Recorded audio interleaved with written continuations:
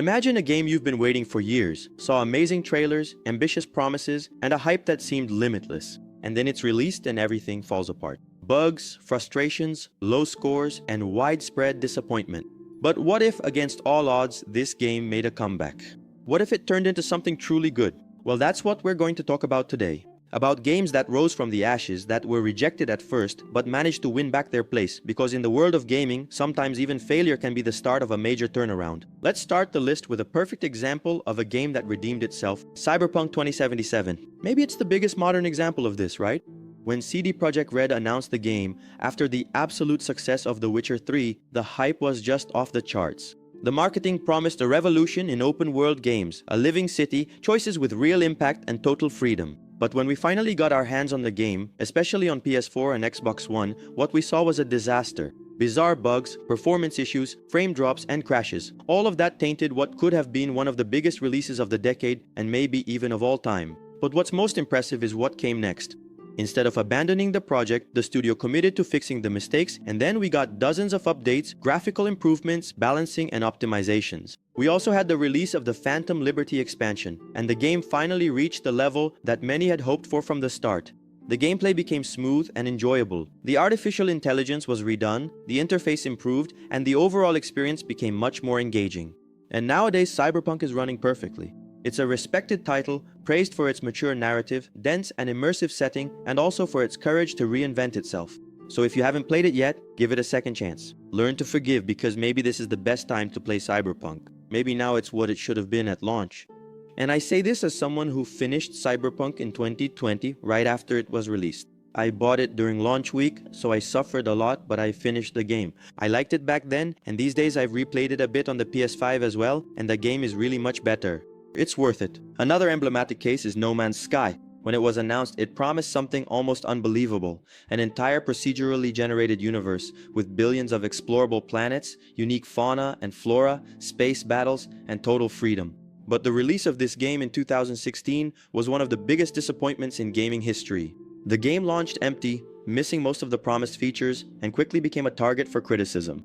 And then Hello Games, the studio behind the title, could have just disappeared from the map after so much frustration. But instead, they worked quietly behind the scenes. They kept releasing update after update, and what was once an empty and repetitive game gradually turned, over the years, into one of the most complete and ambitious experiences in the genre. And today, No Man's Sky has multiplayer, base building, space fleets, an expanded narrative, customization, space stations, creatures, and much more. So the sense of discovery and freedom, which seemed like an empty promise at the beginning, is now real. And this is the ultimate example of how persistence, humility, and hard work can turn a failure into a success. And if we're talking about redemption, we can't leave out Fallout 76. The idea of an online multiplayer Fallout sounded pretty cool on paper, but the execution was a complete disaster. The game launched full of bugs, without human NPCs, with a weak narrative and broken mechanics. The community tore the game apart, and Bethesda's reputation took a huge hit.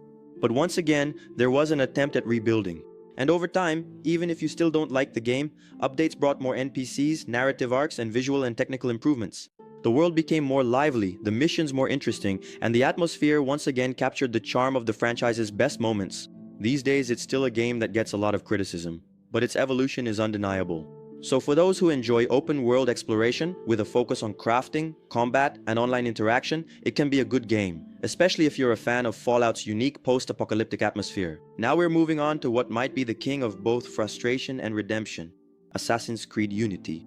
It also went through this cycle of downfall and resurgence. It was released in 2014 by our beloved Ubisoft and marked the franchise's arrival on the new generation at the time, PlayStation 4 and Xbox One.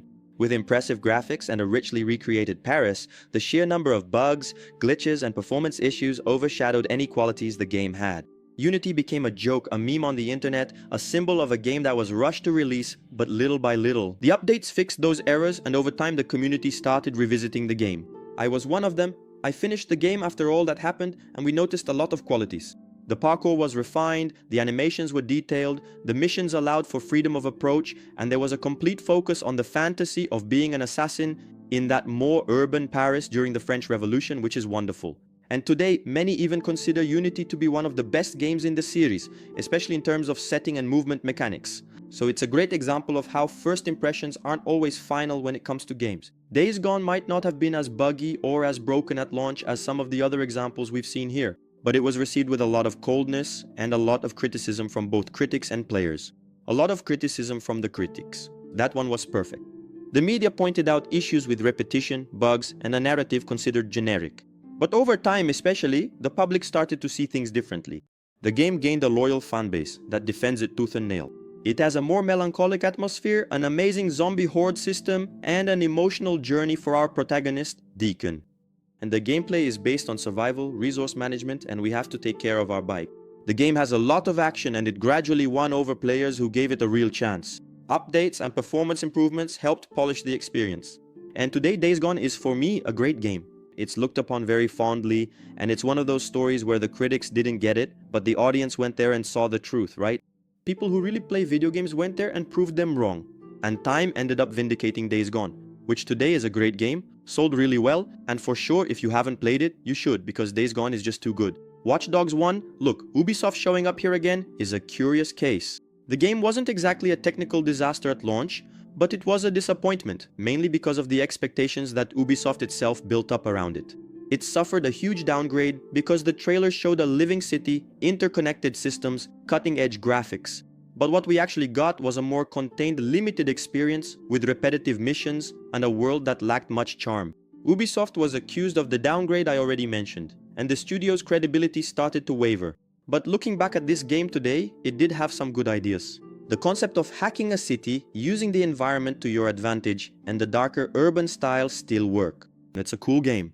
And it actually aged better than a lot of people expected, especially after the releases that came after, like Legion, which was when we really realized what a bad game is, so it deserves to be revisited, just not with as much expectation as there was at launch.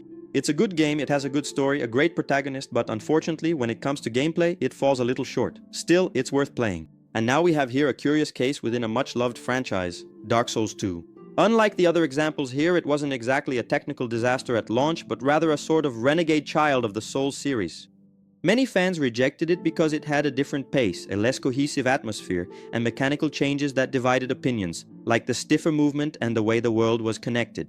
An example of this is when you take an elevator up a dark tower and suddenly a burning castle appears at the top of a mountain, so it's a transition that just doesn't make sense. And geographically, it breaks the immersion a bit. Besides some little gameplay systems that people didn't really like, for a long time Dark 2 was considered the weak link of the trilogy. But as the years went by, the community started to see it differently. Players who returned to the game realized that despite the differences, it has its own value, with a broader build system, memorable bosses, and an atmosphere that's truly unique. The atmosphere in Dark 2 is wonderful.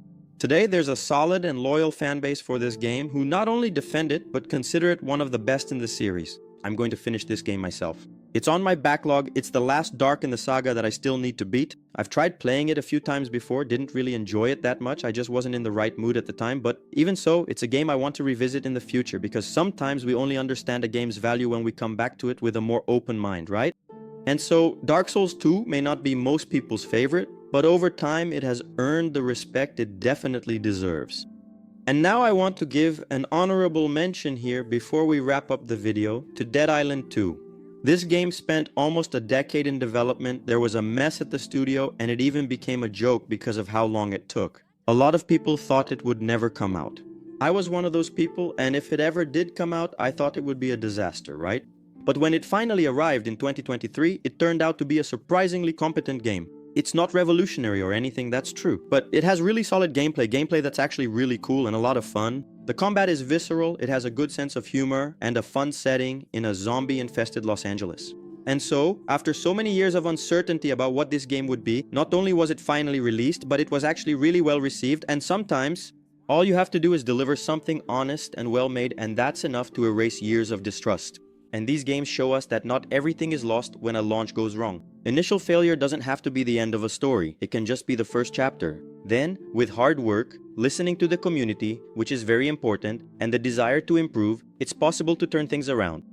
And in the end, maybe that's exactly what makes these stories so inspiring. The reminder that redemption is possible, even in video games. Games shouldn't be released broken. When we buy a game, it should, in theory, already come in its best version for the player. So I'm not here making excuses for games that launch completely broken either. But It's important for us to understand that some games really are good, they just needed more development time. And if they're released in a rush, sometimes it's worth believing that they can get better in the future. And now I want to hear from you. Which game was missing from this list? I'm sure I forgot something here, so leave a comment with your game. What's your favorite redemption story in the world of gaming? Thank you so much for watching this video and see you next time.